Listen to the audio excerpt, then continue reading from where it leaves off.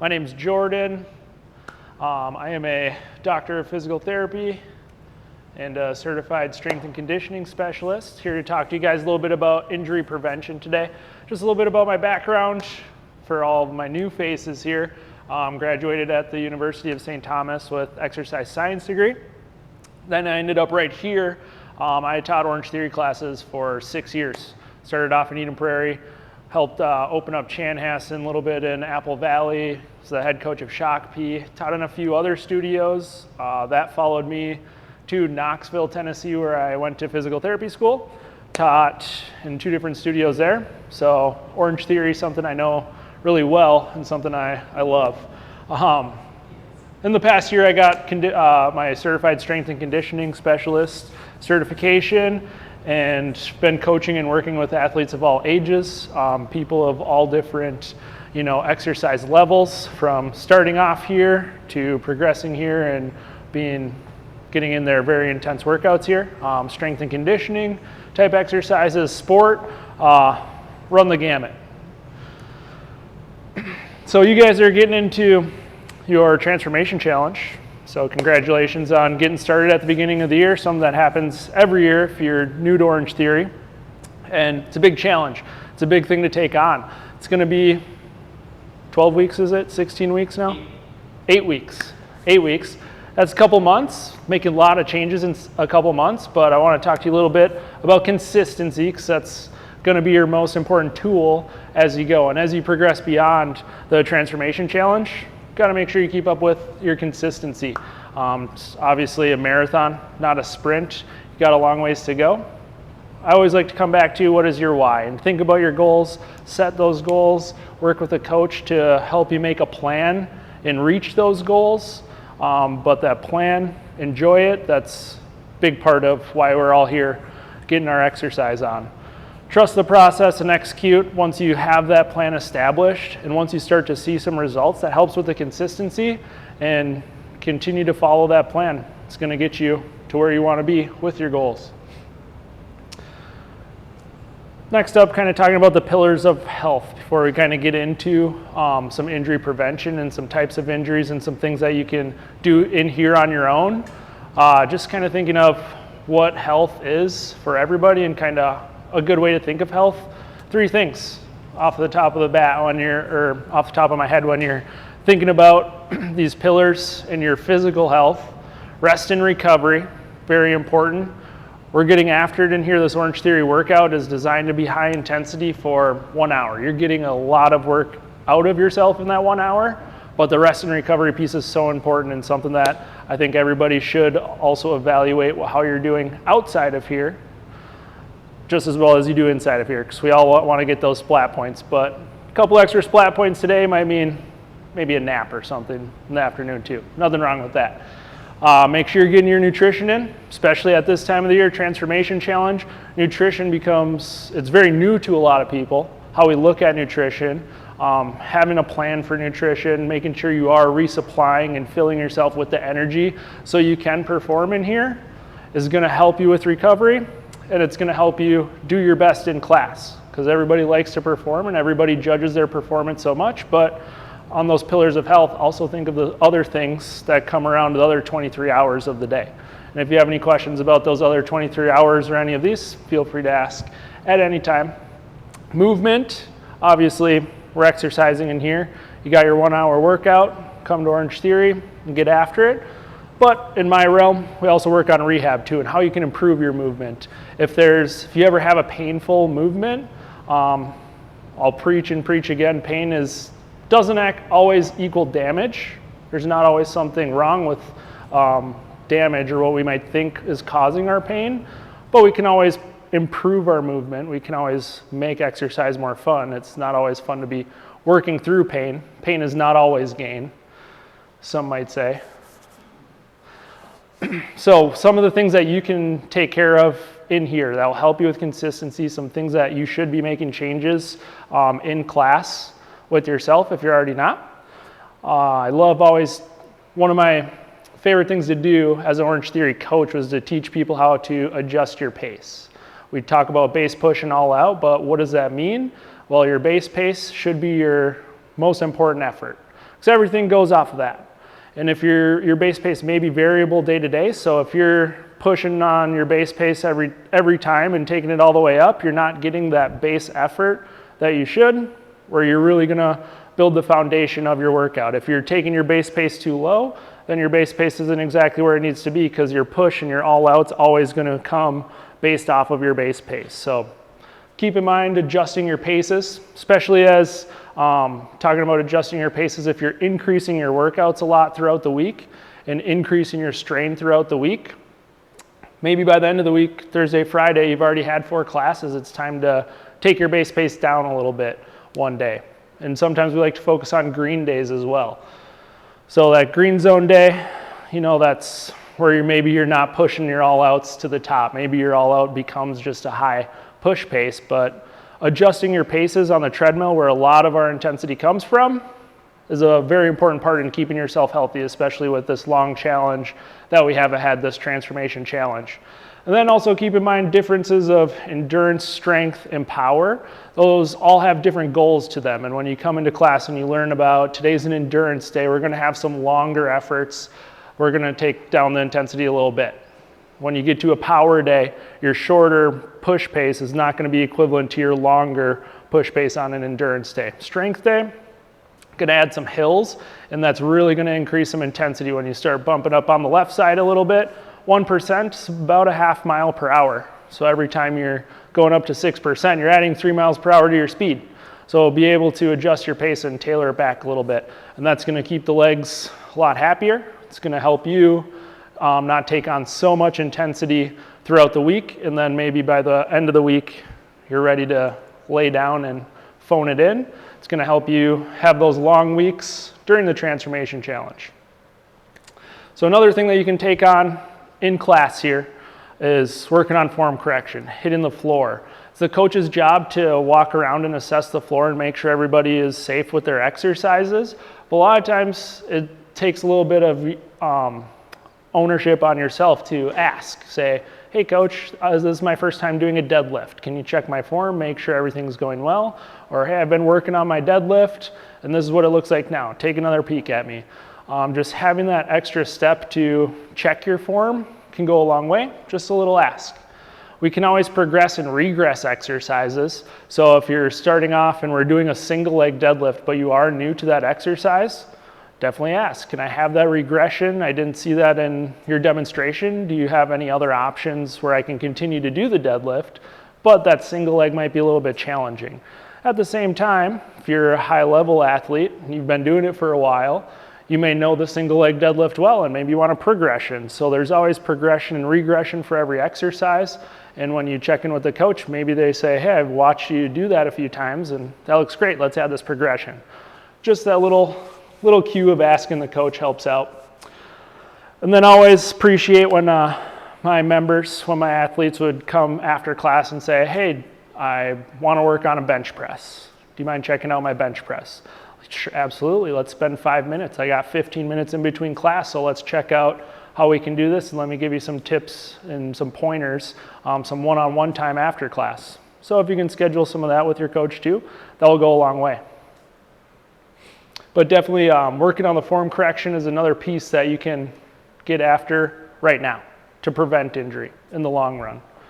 And then shoe selection. Sometimes if we've been here for a while, I'm sure you've ran through plenty of shoes in the past couple of years, so you know where to go to get a good pair. But shoe selection can go a long way, especially when you're picking running shoes. Big difference between an outdoor shoe and an indoor shoe. Helps keep this place clean, first of all, helps keep the lives of the treadmill a little longer. But research has shown us that the shoe that helps you with running the most is the one that feels the most comfortable. So I always suggest people go to the running store, go try on all the shoes, and whichever one you feel the best in that day, that's probably going to be your best running shoe. But getting yourself in a good pair, talking to a shoe expert, somebody who can help you with that fitting process and say, these are your options, you like this one, okay, here's a couple other options, get rid of those, get you in the right set of footwear, especially for this type of workout where there is a lot of plyometric training, some side-to-side jumping, not just running straight and back. Footwear will go a long way. And little plug, My favorite running store is right up the road, Twin Cities Run Company. I'll still come on this side of town just to go there and probably walk out with a couple extra pairs than I thought I was going to walk out with. So we get to that point. Those are all things that you can do in the now. These are things that you can do to prevent injury and hopefully keep yourself healthy and have a really strong 8 weeks in this transformation challenge. But inevitably, some injuries do happen. Sometimes you hit some speed bumps in the road and some things that you got to work through to get yourself to keep exercising. My least favorite thing for my members, for anybody, my patients, when I see them at physical therapy, anybody, is when we want to stop exercising and we're discouraged because of an injury. So any way that I can support you and your coaches can support you to continue is going to be best for you, because in the long run, we always want to get back to exercise. So just some, after being here for 6 years, just some common injuries. I'm not going to run through every single injury that you may have, every diagnosis that you may have by joint. But if you guys have any specifics, feel free to let me know. I'm just going to run through some common things that I've seen through the years, some changes that you can maybe make, some common exercises that you might do in here that might affect those. And if you have any specifics, feel free to raise a hand. Stacy also has a microphone that'll bring by for the questions.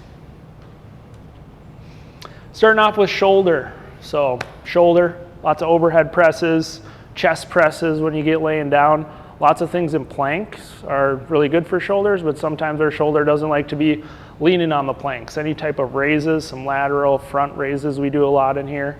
Lots of stuff on the TRX strap involves shoulders, but a lot of times shoulder pain can come down to scapular stability. So we really want to make sure that we're making the right cues to keep our back strong, to keep control of our shoulder joints, the most mobile joint in our body. And then a lot of times you're able to fix that pain. Once we are able to have the right cues and the right positioning, then we can really get strong in the right areas and then be able to do shoulder exercises without pain. Backs and physical therapy, so much research goes into backs because that is probably 60% of physical therapy is people with low back pain. It's so common. I tell all my patients, it's like a cold. It's not when you're going to catch it. It's not if you're going to catch it. It's more likely when you're going to catch it at some point, right? A little bit of back pain. Worst thing you can do is stop. 15, maybe 20 years ago, our information was stop what you're doing, rest. You got back pain. But the best thing that you can actually do is stay active and be the most normal as possible. You have a little bit of back pain, but we can always modify to work through your pain and do what we're doing and continue without stopping.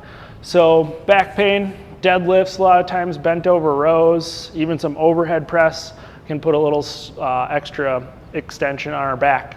The treadmill, the row machine, sometimes people have complaints of back pain. Can always modify the load, modify your range of motion, a lot of form cues. If you're having back pain on the treadmill, we can adjust the incline as well, is what I would suggest to get through some back pain, working on up some inclines, up some hills, make some adjustments. Next we got hips, very, very common injury for a lot of people. And with hip injuries, a lot of stability goes into hip, but again, just like the shoulders, it's a very mobile joint, so we got to build a lot of stability in that area. Make sure that we're using the correct form. If we need to get rid of some jumping, if that's causing some hip pain, we can get rid of some jumping for the time being, get rid of the plyometric pieces. Make sure, a lot of times we can use TRX straps. I love to use those for options as well. And stability issues, if it becomes a balance kind of thing, we can regress the balance. We can go from one leg to two leg. We can have some sort of external balance. Maybe we're touching a bench or maybe something a little bit higher that will be less of a challenge for balance. So hip pain, something that we can work through on the floor. And if it happens to be on the treadmills, it can be some sort of gait issue. So if you have a coach nearby who's skilled in maybe watching your running form and giving you some cues with running, then the only way that you can help your running is to actually practice running. Research has shown us that we can do all the floor exercises and improve some strength if we want, but if your pain is coming while running, then we also want to work on that by running. Fix it while you're running. So having a coach that can help with some running cues is very important as well. Some knee pain. A lot of people have knee pain. As we get older, a lot of times we like to fall back on arthritis. Sometimes, hopefully in the far future, we're thinking about getting some replacements. I have had members who've been able to run, do all the intervals with the knee replacement, after a knee replacement, do all the exercise with no options. So there's definitely some room in here at Orangetheory for people with knee replacements as well. Any exercises, squats, lunges, step-ups a lot of times, burpees, and jumping, all those things can be modified again. Some form cues, definitely getting some posterior chain activation with a small cue of having a little bit more weight on your heels. Step-ups, that's a great cue as well. Push through your heel, make the bench a little bit lower, but a lot of times it comes down to quad strength overall and the amount that you're using your quads. So if we get that cue to come back a little bit, takes a little bit of pressure off our knees, especially with stairs. A lot of people with knee pain have stairs, or problem with stairs. And then, very common one as well, shin splints. Usually shin splints come on from a not so gradual increase in volume of running. Or maybe you're increasing your speed quite a bit that you might not have been prepared for. And what shin splints are, if you're not familiar, just some pain on the front side of your shin. It's on the inside typically, and it's very painful with repetitive stress of running. So if you're running a lot further than you have in the past, or if you're doing a lot of steep inclines and have to repeatedly flex your toes up, you can get that anterior shin pain. What we want to do with that now is make the adjustments that you are able to. I've had people who can run on an incline with shin splints, and I have people who want no incline with shin splints. So whatever is decreasing the amount of stress that's causing the pain on the front side, we can always work with shin splints. But you can always get that assessed as well and figure out what parts need to be stronger when shin splints come around. Does anybody have any questions about any particular injuries or any other prevention or any general questions? So that's about all of my material that I brought today. Went through pretty quickly. I have sunglasses on. Yeah, no problem. I don't have prescription, so. Well, one of my questions was, do you think that some of these injuries are more pronounced if you're doing one sport for a longer period of time? Like I'm doing a half marathon training versus Orangetheory. That's my first question. Then I want to talk more about the ankle and the foot, kind of those things. And I was wondering if you're going to go over common things about that. Sure, I can, absolutely. So with running again, a lot of repetitive stress, and that's where we begin to see a lot of overuse injuries, shin splints being a common example as a overuse injury. Very familiar with runners. A lot of runners have IT band pain on the side. You can have runner's knee on the front side of your knees. With running in particular, we know that the best way to prevent injury is strength training. So if you're only running and you're not getting this type of strength training in, which Orangetheory offers a lot of different strength for you. I would always push my runners into 2 times a week. Let's get 30 minutes of resistance training in. Let's come up with a plan to have some resistance training. I like a lot of single leg, a lot of lower leg strengthening with my runners, and because running is a series of single leg stance, right? You're on one foot and then you're on the other foot and then one foot and the other. So we got to make sure that you have a lot of plyometric strength, pushing off repeatedly, and got to make sure that your ankles are strong and your shins and your calves are strong. So if all you do is run, then yeah, you're eventually probably going to run into some injuries. We have the off season in Minnesota. We have this built-in off season right now from running. But there are other things that you want to mix up. You want to have some strength training in. You're getting a lot of running at Orangetheory on top of your half marathon training, but you're getting the type of strength training in here that you need as well. So definitely keep that up.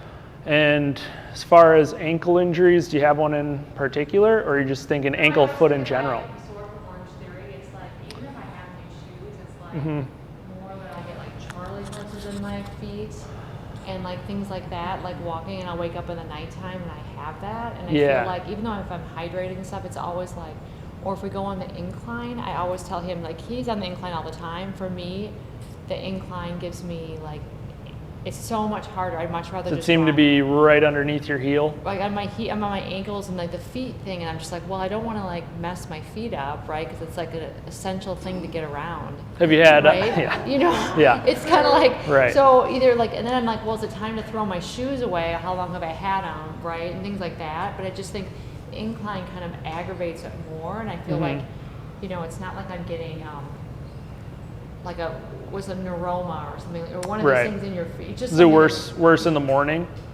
when you wake up? Well, it can be in the nighttime. I'll just get these cramps, too. right? Something like, and I think it's from the incline, and I'm just like, well, why is that just It's aggravating for me, right? Yeah. Have you had a history of plantar fasciitis? No. No. I mean, I've had surgery on one of the feet, so I mean, for bunion surgery, and I have some tendons. That have been fixed, right?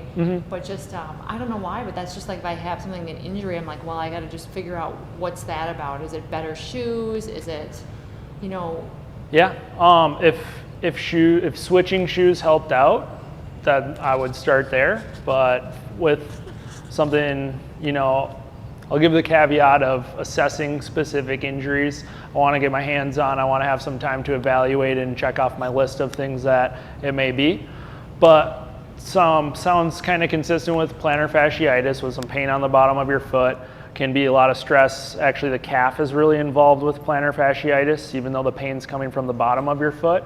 So looking at ankle strength, looking at ankle stability, again, getting you on that single leg stance to make sure that your ankle can give you all the support that it needs in all the directions, things that you want to do. When you're on the incline quite a bit, your heel is probably not getting as much time touching. You have a lot more time on your toes working up that incline. You'll be leaning forward a little bit, putting a little more stress on your calves, which contributes from the Achilles, kind of connects into the back of your heel, and then your plantar fascia attaches underneath there. Those things just happen to work closely together. So ankle stability and foot intrinsic strength, which is the small muscles on the inside of your foot. Challenging again with balance and some things like some toe crunches, pulling, sliding like a towel across the floor with just your toes helps that out. And I've used things like dry needling as well to help people with that similar pain. But just not doing the incline as much, just going a little bit. Like you can just to kind of a little bit, just to get used to it, because it just seems like it's so much harder on my feet. Yeah. It's one of those things where if you're experiencing pain, then we want to make some sort of modification at this time. Instead of stopping, we modify a couple things, which is on my next slide. You can modify the load, you can modify the exercise, you can modify the volume. These are all just modifiable variables to help it so that you can tolerate exercise more. So whatever you can do to tolerate, if it's taking away the incline and that doesn't reproduce your foot pain, then we start there. And then we add in the other things, the strengthening and stability that you need so that you can progress the incline again and then not have those issues. But it's another consistent overuse running injury in our feet that I just didn't include today. I've had a lot of plantar fasciitis in here. Some different footwear, so if you've tried new footwear, I'd just be mindful of your history of things that you've tried, and if there's any other footwear that I suggest that you haven't tried. Some people have done really well in a high stack shoe like a Hoka, where people have been able to get rid of their plantar fasciitis with something like that. But as a physical therapist, I like to look at the little things that we can strengthen in ourselves that is not just footwear. So you have the ability to wear whatever shoes you like and not have to worry about that pain. Yeah. Any other, Jenny? Yeah, What do you got for me? I feel like lately have had a lot of shoulder impingement, if I can use that word, from doing TRX bands or shoulder exercises. And when would you know in any type of injury, I guess, when you modify, like you said, versus you need a complete rest for... Complete rest? Yeah. You know, ideally we're not just shutting down and resting.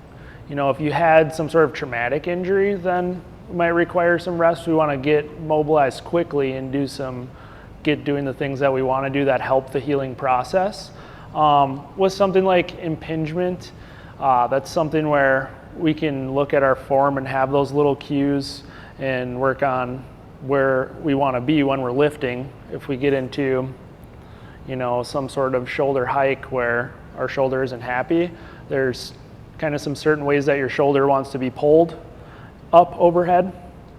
So if it's in the incorrect form, a lot of those form correction cues will help out with that kind of impingement, but then we want to look at what other smaller muscles can we strengthen that will help the stability so it doesn't have to be cued every time, and work on creating just movement patterns that will be less painful. So. Are there any injuries where you would tell someone to just rest completely? I always verge on telling people, let's do the lowest level of what we can do. You know, if you have back pain, for example, if you can go for a walk, you can get oxygen, get some blood flowing. The blood flow, oxygen, and nutrients are gonna be what helps you heal. We know that our tissues are very good to heal. One thing I didn't say today that I definitely wanted to mention, well, I kind of mentioned it, but pain does not always equal damage, right? So even though you may have some pain, there's a chance that there's no actual damage.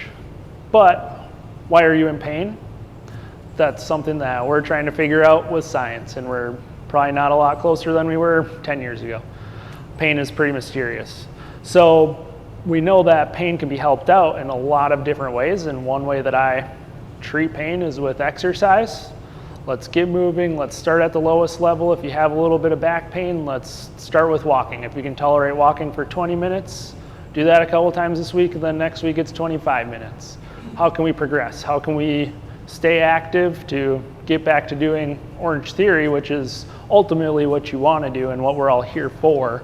So even if we have to modify things at that level, if it's not just inside of here, but we need to make some modifications outside too, my goal as a physical therapist is to keep you as active as possible so you can return to sport, essentially, doing Orangetheory. Mm-hmm.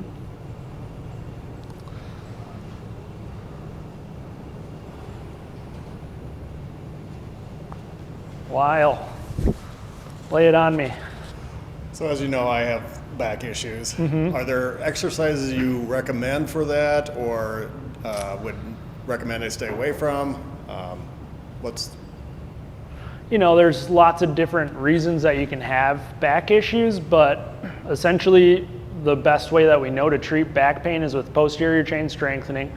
It's going to be your back, glutes, legs. Let's get those things strong. All the things that essentially hold us up against gravity. Gravity's pulling us forward, and the things that keep us up are what we want to strengthen. Now, that being kind of the top of the pyramid, there's lots of reasons you can have back pain and lots of different ways to treat back pain. So it's essentially, how do we get back to that?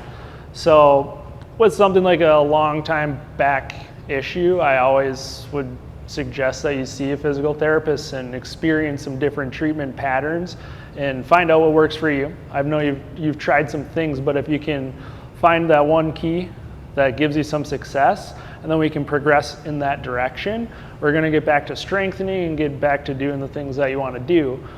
So I know in your case, we've had a little bit longer history of the back pain, and we're really pretty sure at this point in time, all the research we've done with back pain is that back pain is going to heal itself whether you do some things or not, but there's always some prevention and some strengthening that you can do that will help you get through that episode, so you don't have to just wait for it to be over. Increasing your activity, again, the blood flow, oxygen, and nutrients, I'll always go back to. That can contribute. I won't go there, but You know, a lot of core stability exercises with something like you've experienced, a lot of finding the movement patterns that do work for you. And if you can implement those in here and find the position where you're not reproducing that back pain, because when I talk about back pain with physical therapy, if we're reproducing normal back pain, then that's something that our tissues may not be ready to tolerate at this time. So we want to find the things that you can do that are not reproducing any back pain. If that's a specific exercise, for example, a common exercise in physical therapy would be a bird dog. Or yeah, we'll go bird dog. It's got a little bit of extension in it, lots of core engagement. We're making everything really stable, but we're teaching you to move through a pattern and not recreate any back pain. If that didn't work, we might flip over and try a dead bug.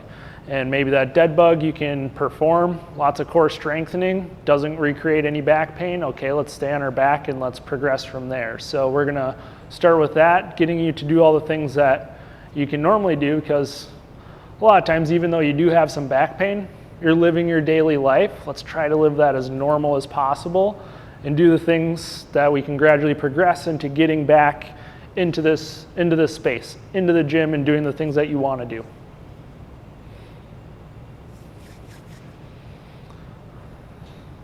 Do you have a suggestion on the frequency that one should do like stretches after working out, especially when we were discussing like shoulder, especially like through here, how often you should stretch at home, and like daily, every other day, or what are your thoughts on frequency?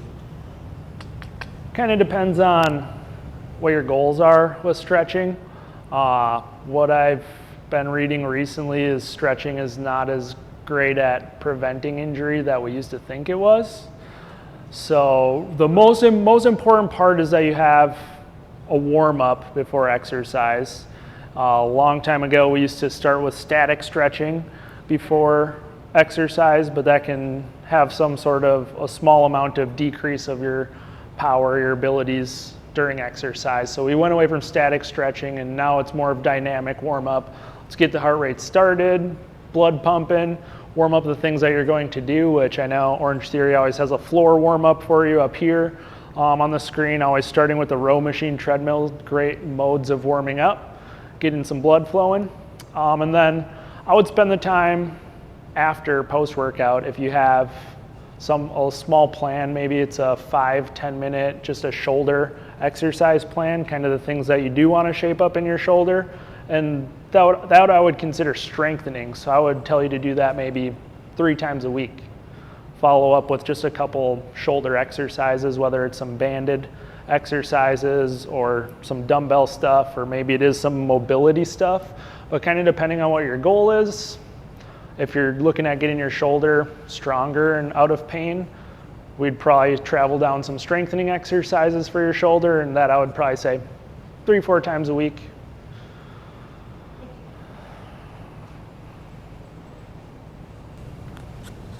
I was just wondering if you have any suggestions for like glute activation, Sure. Because I tend to be quad dominant and hip and all that, and they take any suggestions like as you're starting to work out to get your glutes firing so they engage? I always like the little cue during exercise while you're in here, just a little bit of more pressure on your heel.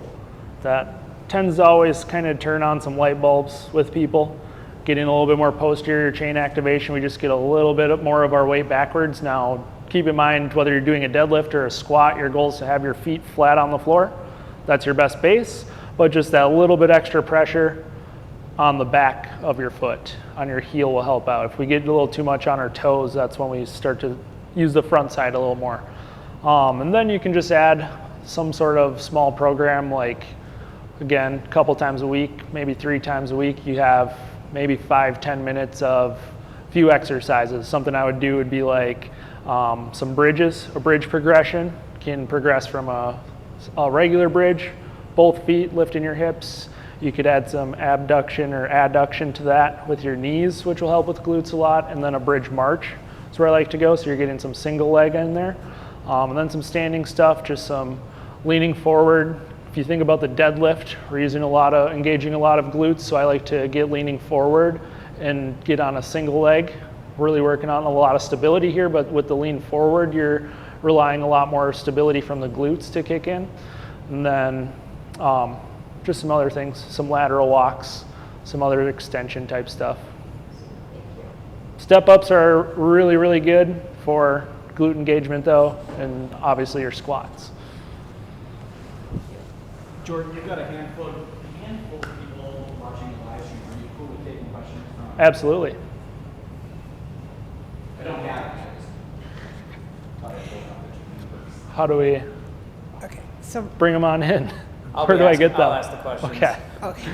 So, do you have what are your thoughts on any particular nutrients, shakes, any of those, the benefit or not so much?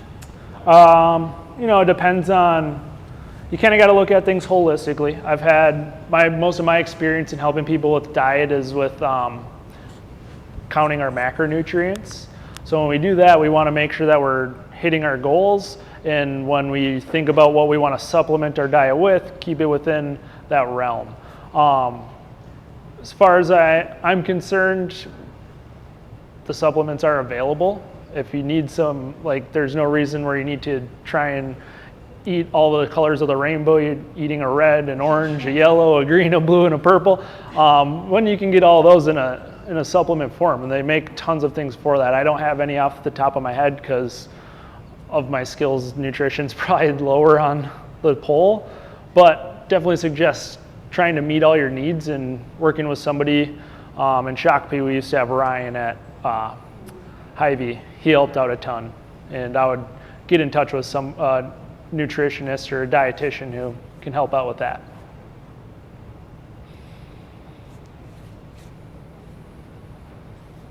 Got some online questions for me? Haven't got an online question, but I had a member ask me this today. Hip hinge exercises causes discomfort in their lower back, and also specifically their piriformis. Some cues that would help out with any type of hip hinge exercise, maybe like a lateral lunge, obviously deadlifts, things like that. Yeah, you can strengthen. Again, hip hinge is all posterior chain, working on getting into that forward bend position. And I would just look at the tolerance of the range of motion to start with that. Maybe they don't like to go down so far. Again, we can kind of cue the little pressure of your foot, and we could cue stance width. I like to play with a lot in the hip hinges. If it's specifically your piriformis, that's going to be an external rotator of your foot. So I would also look at where your toes are pointing with that. And then I've had a lot of success piriformis specifically with just some soft tissue, work on a lacrosse ball, rolling it out outside of class, obviously, and some piriformis stretching. Some things I would look into. Have had some success dry needling that as well. So some things we can do with that. Again, probably a lot of cueing, and I would probably have to observe the deadlift in order to make sure. What do you got, Big T? What is the importance on stretching before the workout, also stretching after? Because a lot of people I see just leave the studio, they're out of there. So how crucial is it to stretch and cool down after a full body workout? Definitely stretching before. You want some sort of warm up, especially for this, that's going to increase overall blood flow, right? Starting off, you probably don't want to jump on the treadmill right into your base pace. You probably want a little gradual ramp up into getting that blood flowing, because if you think of your heart and think of it as RPMs as far as your heart rate, you don't want to go from 0 to 10,000 RPMs out of nowhere. It's going to take some time to get up there, but you also don't want to go to 10,000 RPMs to a dead stop. You want to have that recovery cool down period after. So pre-workout, definitely want a dynamic warm up, get things rolling, get things prepped. If you're doing a lot of overhead presses, make sure you have some sort of arms overhead before you get into the workout. Chest presses, make sure your shoulders and even your rotator cuff gets warmed up. If you're doing a lot of squats, make sure your legs are warming up. Post-workout, stretching wise, I prefer stretching more mobility. We're moving through ranges of motion that you want to have access through your whole daily. A lot of times, just a hamstring, for example, we think of a muscle length issue. My hamstrings are so tight that I can't touch the floor. Well, a lot of times when people come to me and as a physical therapist, and they say, I've stretched and I've stretched and I've stretched my hamstrings and they're tight. Okay, well then what haven't you tried? Let's look at some other things. With loaded mobility, we're using some weight loading muscle tissue or tissues through a range of motion that's going to help you access that. If the hamstring is stretched but doesn't want to give you any more, there's a reason for that. There's a reason why stretching isn't working. It's probably because you don't spend enough time in that range of motion to be able to reach the floor. The hamstring feels weak at that point. That doesn't want to reach the floor. So we want to load that tissue through. We want to work on mobility, which to me, mobility versus stretching, mobility has that aspect of load through that range of motion, which is going to help you be strong in that range of motion. I think a lot of times people who are thriving late in life, I've just made a simple observation, is people participate in yoga quite a bit. And I think yoga is not just a stretching exercise, it's mobility. You're putting your joints, a lot of times, for example, shoulders, we don't do a lot of overhead and people get weak in this position and unstable because we don't spend any time up here throughout the day. So in order to do a down dog 5 to 10 times each day, then you're getting a lot of overhead and a lot of weight put through your shoulders where they'll be happy to support you in that position. So cool down, I don't think you need as much static stretching, but have that cool down period where your heart's going to return to a normal heart rate, and then pick the exercises that you may think you need some work on, if they happen to be for your back or if they happen to be for your lower body, and that should be within your goals, essentially. Or Orangetheory supplies your stretches for you, so those are always focused on whatever was used on the floor for the day.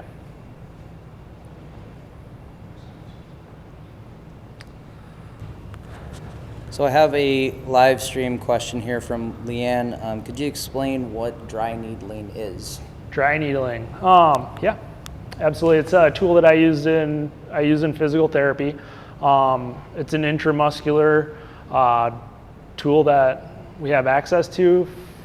Some people might consider it kind of some soft tissue work because usually it has to do with muscle. It's not so dissimilar from acupuncture. It's typically a little bit deeper, and we're generally trying to get some response from muscle tissue.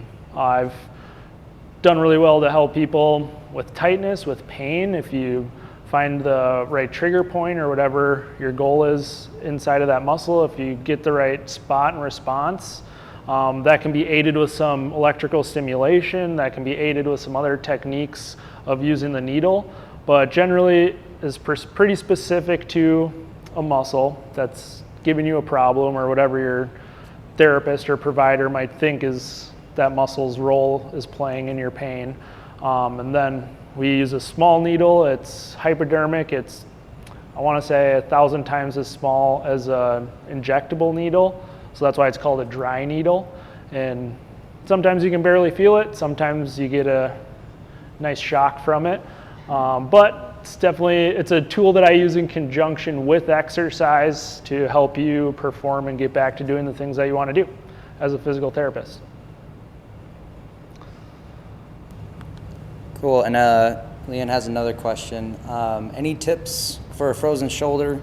Right now, dealing with this in the left shoulder, range of motion is decreased. Also noticing significantly weaker in that left arm. Tricky to figure out how heavy she should lift with weights during shoulder exercises. Definitely, if you haven't gotten your shoulder assessed by, generally you'd start off with a physician and then they'd probably send you to physical therapy. Having somebody check out your shoulder, if it is a true frozen shoulder or not. Frozen shoulders are not fun to deal with at all, because really the only treatment for a frozen shoulder is time, unfortunately. It sounds like if range of motion is getting worse, you're in the freezing phase, and then there's a thawing phase. when range of motion will improve, but some people can take a year or longer with a frozen shoulder to reach that thawing phase. And unfortunately, the research with frozen shoulders is showing us that even physical therapy doesn't help much. So there's other surgical interventions that you could do for a frozen shoulder, but in reality, it's mostly just time with a frozen shoulder. What's that? Frozen shoulder, the capsule in your shoulder gets affected in a way that doesn't give you your normal range of motion. There's times when you can't even move your shoulder because it's frozen in the way that it is. So you lose your range of motion for the time being. It will come back eventually, but it has a period where range of motion continues to get worse until it thaws again, gradually work through it. Can be pretty painful and not fun to deal with for as long as it can stick around, unfortunately. But with frozen shoulder, you can always work out your lower body. Leanne, you can do as much biking, striding as much as you need to. You can power walk on the treadmill. Any way that you can stay as active as you can. Work on your lower body. Any exercises that you can do not involving your shoulder. Things that I would suggest that you continue to do. Don't let that discourage you. And if you want to chat more about those things and have a plan for that, I'd be happy to help. She says, thank you. Yes, she's diagnosed and annoyed, but not giving up. Perfect. Good. Happy to help you with any other ideas in this space then that I can too. Also had a question from a member about hip replacement, tight, as far as stretching and keeping that mobility with a replaced hip. Yeah, definitely hip replacement. There's several different approaches that you can take with that. So depending on what muscles you are or not going through, we want to just look at hip strength, see the range of motion that we have, and maintain the range of motion that we have. But again, sometimes the strength of the muscles and the structures will play into that range of motion. So I would have just a specific strengthening plan for those muscles around the hip to have the support and the stability that it wants. Because sometimes if the joint isn't stable, it doesn't want to allow you that range of motion. So doing what you can, modifications in here. If you need to regress some exercises, regress the exercise. Don't be afraid to work on making that regress exercise as perfect as it can be. Doesn't always have to be the progression. You can always work it back a little bit.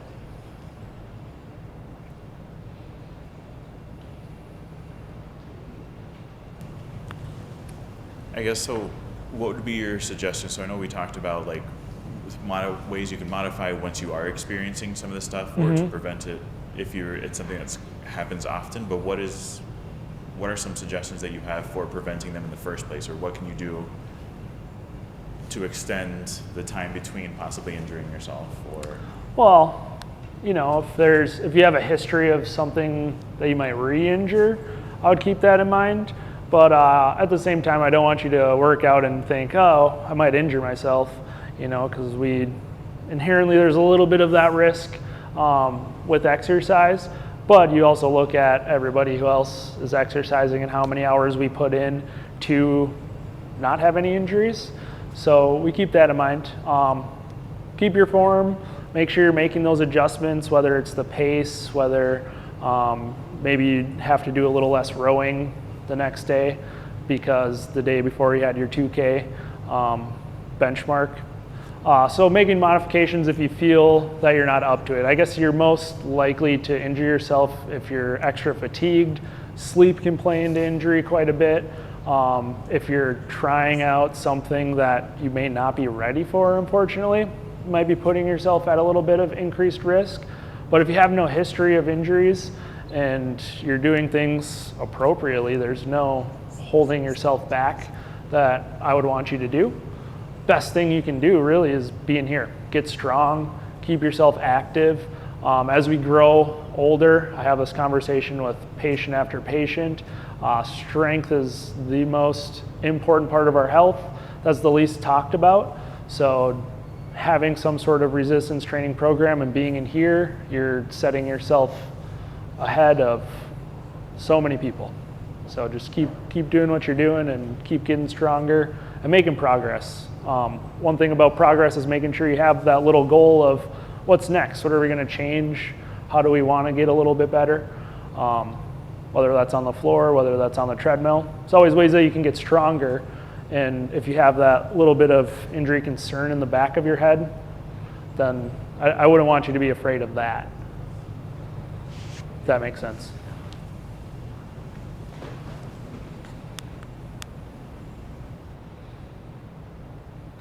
Got them all?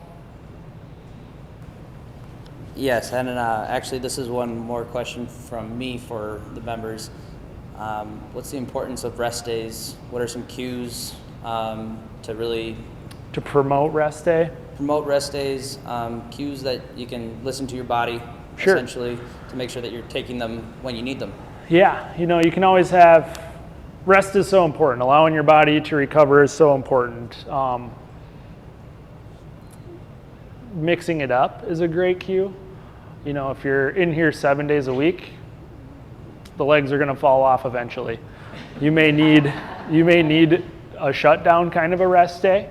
If you're in here 5 days a week, mixing in that green day and keeping the intensity on the treadmill low is very important, even as far as having a 30-minute walk and considering that your workout for the day. That's those wonders for your rest day. On top of rest, make sure you're getting adequate amount of sleep, 6 to 8 hours, 6 being the bare minimum. Let's shoot for that 8, making sure you're getting quality sleep, have that bedtime routine can help promote sleep, but that's so important because if you are chronically undersleeping, you are going to be at a little bit of an increase of injury. So being able to understand, read your body, but also think ahead and know that, hey, I might need to plan some rest is going to be much easier than going 7 days in a row and being forced to rest, unfortunately. So, like you said, reading your body, other ways that you can mix up so you're not getting all out every single day. Good ways to cue some rest.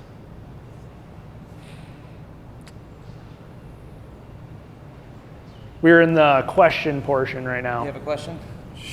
Yeah, it's everybody. On the spot. This just start or at the end? Well,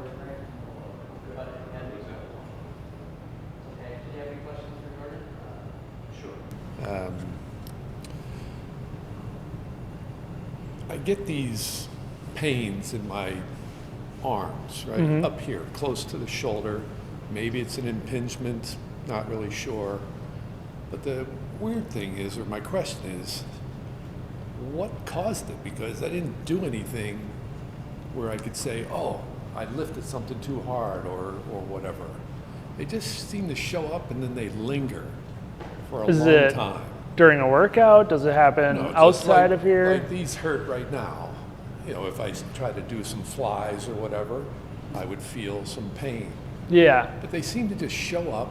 They linger. I'm 65, so I notice that seems to happen more. Does it ever go past your shoulder?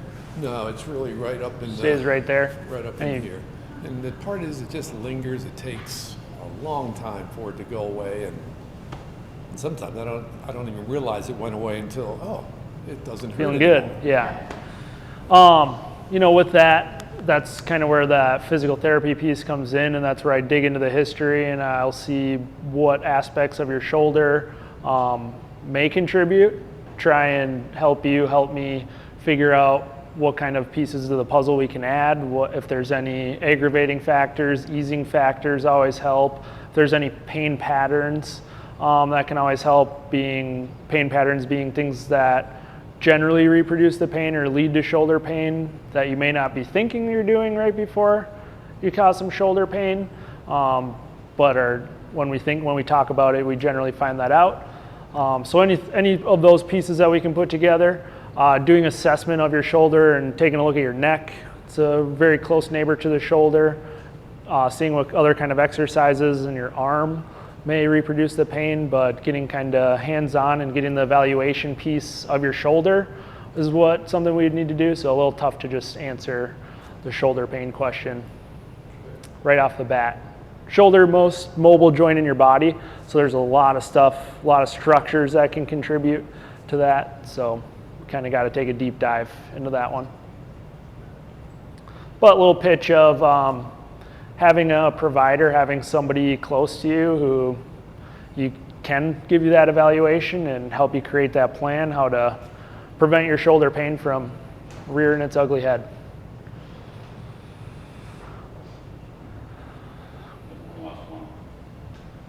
Uh-oh. You might have already touched base on this, but how important does diet, nutrition, supplements, and hydration all play a role?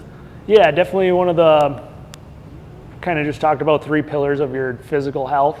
Definitely a big piece of that, right? In this space, in this time right now, we're starting the transformation challenge, 8-week challenge. It's a long 8 weeks. A lot of changes can be made in that 8 weeks. Just as much as fitness, as exercise, you should have a plan. I'd always promote having a plan for nutrition as well. And if you can have somebody in your corner helping you put that plan together, that's going to be really, really beneficial for you. Having nutrition nailed down is going to help you recover. It's going to help you move the, for lack of a better term, scale in the right direction, move towards your goals. But that can make diet and exercise go hand in hand into your physical health. So that's a huge, huge portion of it. And if you have no experience with diet, just like if you have no experience with exercise, that can be a big mountain to climb. That can be something that can be a little intimidating. So again, having somebody nearby, whether that's a coach at Orangetheory, whether they have somebody to refer you to, or check with even insurance, a lot of times can help you out with some of those needs. They might have a good place to start for you.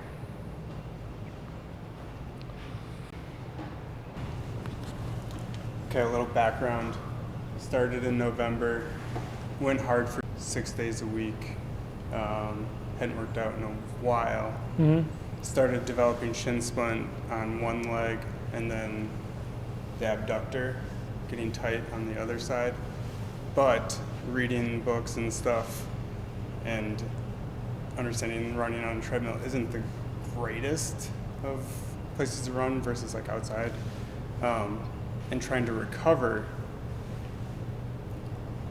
books are saying you should ice that leg 3 to 4 times a day, but you have to go to work, you have all these other things that you have going on. So I started doing like 15-minute ice baths with the lower half of the body to get rid of the inflammation, then to help, as it warms up, to increase the blood flow, to help healing process. Is that the correct way to deal with like an injury where you don't have time to ice 4 times a day? Or, yeah. So ice is what I would call a pain modifier. It's going to help you modulate a little bit. If you have a sore shin, for example, if you put an ice pack on it and it feels better, then it did its job.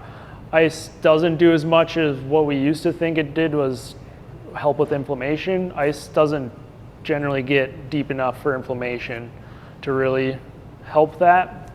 Inflammation is part of the healing process, so it is normal to have some inflammation and is going to get us to where we need to be, that inflammation. Ideally, we have none of that and shin feels great. But ice baths, depending on how cold you can get it, that can help. I think that can help a little bit with inflammation. I'd have to check my sources again, but that's a little bit better than just an ice pack on it. With that, I would look a little bit at tissue tolerance. And said you started off 2 months, 6 days a week from not exercising a lot to we were doing it 6 days a week, right, for a couple months in a row. So what we want to do with tissue tolerance is gradually build up to that capacity. There's no reason that you can't work out 6 days a week, but we got to work our way up to that, because going from 0 to 10,000 RPMs is a lot, right? So having ways to switch up, like Stacy said, we want to promote some rest days, whether it's a lot of times I would suggest like 2 days on here and then a walk day. 2 days on and then 30-minute, hour walk outside would be great. Or you could even come and kind of just have an easier walk on the treadmill and do the floor exercises. That'd be definitely an acceptable rest day as well. So I don't really have a protocol for ice. Exactly, was kind of your question. 20 minutes on, 20 minutes off is generally the promoted protocol for icing, but to me that's not necessary, but if it's giving you benefit, then I would say keep icing. But if you get to a point too where you're icing and you're like, oh, it didn't help my shin anymore, then not having ice on it, then it's not a necessary part of the healing process. Is increasing blood flow though to an injury spot, would warm increase that to help healing, or? It can have it has a similar effect as ice, but it can, same idea. If you think about just blood vessels, when they get cold, they constrict. When they warm, they heat up. So then that could potentially help with blood flow. But as far as I know, both of those modalities are not really beneficial. And as far as healing goes, they can help. And if they help you, then I suggest it. 20 minutes on, 20 minutes off. There's some evidence, I guess, for contrast, which would be like icing, heating, back and forth. So you can experiment with those two, see if that makes you feel a little better. But as far as, getting out of shin splints and hip problems, you think, why does one leg hurt here and one leg hurts here? Well, let's get an evaluation maybe of your running form and see if there's some things that we need to shape up and get you going in the right direction. So both of those things don't hurt. Help you with your volume, modulate that, and we'll see what other kind of variables we can manipulate to make your legs feel good, and then get you up to that 6 days of running a week, which sounds like you want to do. Yeah, the last thing I read about was potentially, instead of running at like a 0 or a 1 on a treadmill, going negative. A 2 or a 1.5 incline can help reduce potential injuries on your legs. Is that true? The treadmill, the idea of the treadmill is the belt's propelling you, so we always add 1%, is generally kind of accepted as enough resistance to be comparable to outside.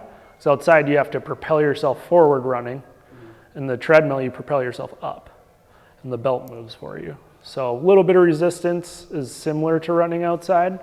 Really just playing with the incline on the treadmill is just another way to add intensity and build up leg strength while you're running. So they're not directly transferable, running treadmill to running outside. But again, it's about building the strength and the tolerance to running. And what I would suggest is experiencing both of those and seeing if there are some things that you need to work on outside. Maybe we can work on those on the treadmill and vice versa. If you need to work on some things on the treadmill, maybe we can also work on those outside. And sounds like if you have some goals as a runner, just having that plan to be a stronger runner. Hills are super beneficial, but in my experience with hills and here, some people might tolerate running on 4%, and that's their base, and some people might only want to run on 0. So a little bit of finding what works for you. No exact answer. When I went through physical therapy school, every answer from my professors was, it depends. So it's like, depends on what?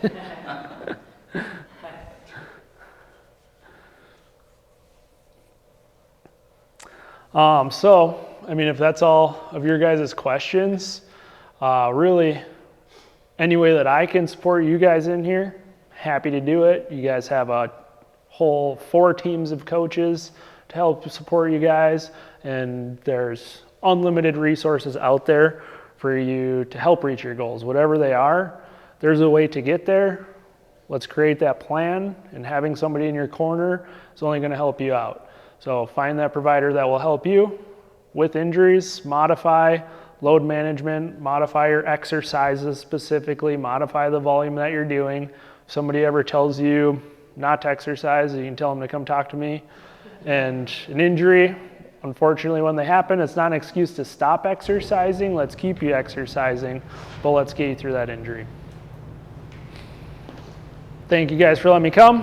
Happy to come back. So thanks for coming. Hey Jordan, if people are watching the replay on Facebook later, are you okay with them dropping questions in the comments and hitting those later? I do not have Facebook, but happy to provide my email. It is Jordan McGowan, DPT. So letters DPT, Jordan McGowan, my name, dpt@gmail.com. And I'll have it here for you guys too if you need it. Perfect.